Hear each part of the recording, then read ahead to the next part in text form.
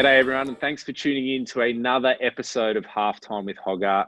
Today we have a very special guest, one of our most decorated Wallaroos ever, having been to 2 World Cups, including a Sevens World Cup, Batibasaga. G'day Il, thanks for joining us. Thank you for having me. Where it all started for you, how did you end up playing rugby? Look, I could say that rugby is part of my ancestry. I'm Fijian. So my father's from, the famous rugby village in Fiji called Namatakula, produced the Kurandranis, the Nandolos, and the Batibasaga. Wow. So it's in the blood. And Amazing. I first started playing when I was 18. So, yeah, haven't stopped. But what brought you to Sydney and to Sydney Uni then? Well, back when I first started, Sydney had the Australian coaches based here. So for them to see me consistently and come to training, it was just a fair call that I came and moved to Sydney.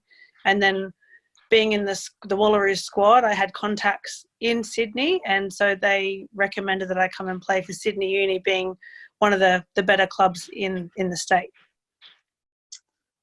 The girls have had a few successful years, particularly of late. Has there been any particular highlights for you that you've had over the last couple of years? Oh, look, there's been many with the Lionesses. I can't complain. Whether it's rocking up to training after a bad day and they just know how to pick you up, or if it's running on the field with them, mate by mate, side by side, just smashing someone, they give you a bum tap, it's good. Or if it's hitting the Marley bar on a Saturday night. We just get around the girls. We were talking before, you've been to 2 15s World Cups and a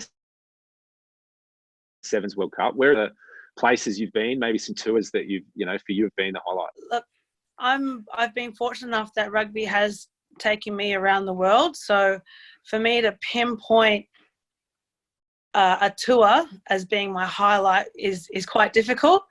But in recent times, as of last year, I could say that my highlight would have been, donning the green and gold jersey once again. But this time it was being the more mature, older participant of the team, where when I first started, I was the youngest. I was the grommet of the team. So seeing myself playing as the baby and then coming through as the older player, it was quite an achievement for me. I don't know if you remember, we had a little sly conversation during the Aeon Sevens trials actually, and Yeah. you were both playing and coaching at the same time, Yeah. showing the girls how to do it. And I remember I had a little quiet talk to you on the sidelines and said, look, you've obviously got some years ahead of you, definitely in your footy career. Yeah. But, one of my big things is I'd love you to come back and coach one day. Have you ever thought about coaching? I know you do a lot of stuff with our juniors and you're a teacher, but have you ever thought about coaching? Yeah, look, I have thought about coaching, and mind you, it's not far off around what I'm doing now with the Lionesses, because I can see myself, chatting to the girls, mentoring them, geeing them up, keep motivating them to keep coming every session and bettering themselves. So I think coaching would be the next progression. About your teaching, how do you manage it all? Playing for the Wallaroos, playing Jack Scott Cup, traveling. How do you manage that and teaching as well? It's, for me, because rugby's always been a major part of my life and it's something that I love. So managing life around rugby is a non-negotiable. So I make it work. So depending on what level I want to play at, whether it be club or state or international, I know that I want to produce my best footy. So if I need to fit in a running session or a gym session in the morning before work, I'll do it. And vice versa, after the work, I'll do it. So it could be it could be train, work, train, and repeat. Caught up with Josephine a couple of weeks ago, and I know, I'm sure you know how passionate she is about the women's game. Yeah. Do you think, maybe not in the next, 12 months, but do you think down the track, I know you're working full time, there's going to be a space for full-time professional players? I know the sevens are going that way, but in terms of 15, do you think we're going to see our girls, potentially training full time in academies and then in professional teams? Do you think that's ever going to happen?